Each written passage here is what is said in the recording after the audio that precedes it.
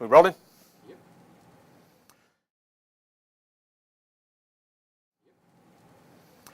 The countdown is over and football is finally back this week. Welcome to Prep Rally, our weekly show dedicated to high school sports in Northwest Arkansas.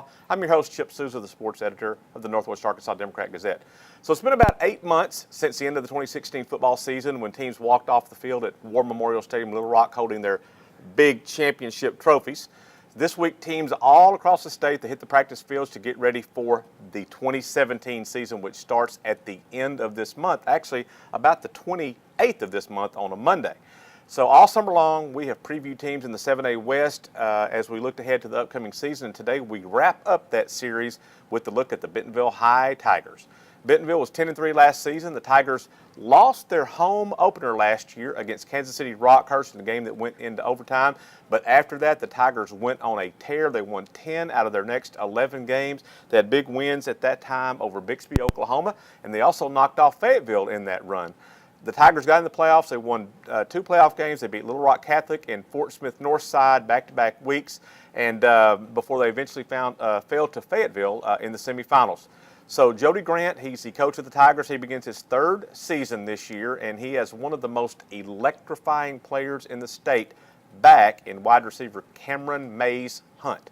Last season, Mays Hunt, he caught 77 passes, just a little bit under 1,200 yards, and he was offered by several Division I football programs, but he has decided to play baseball and has verbally committed to play baseball at Arkansas. So Henry Apple, who covers Bentonville schools for the NWADG, he spoke with Coach Grant recently about the upcoming season. First of all, I'm going to start with, let's go to the beginning of spring practice. Where was the biggest areas you needed to address, and how did you go about addressing them throughout spring practices? Well, I'd say our biggest areas is at the offensive line position. We replaced everybody. So we had a lot of guys competing for jobs and still to this day are competing. We think we've got our 5, but going into spring football, it was just kind of a open competition at every position.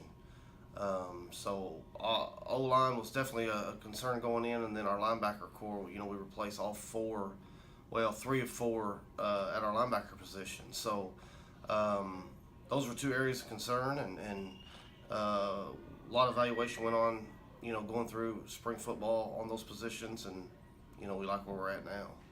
Thank you, Henry, and thank you, Coach Grant, for taking the time to visit with us. So that wraps up this summer series, and so next week we will move forward as we start making preparations just like the football teams are. We'll be making preparations for the upcoming season. A couple of big announcements I want to throw out here upcoming. Our Prep Rally football section for high school football with previews in it for all the teams in the 12-county area from western Arkansas all the way up to northwest Arkansas and beyond. They have previews, state rankings, schedules, and much, much more. So that will hit newsstands on Thursday, August the 31st, just in time for the season openers on that next Friday night. So August 31st, Prep Rally will be on the newsstands. Be sure and be looking for that. Also, we just recently, this week, selected an all NWADG preseason team. We'll have that team and the list of all those players. That will be on Sunday, August the 27th.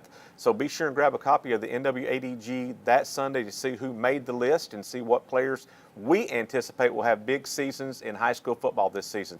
So for all of us at the Northwest Arkansas Democrat-Gazette and at Prep Rally, thank you for watching, and don't forget to hydrate.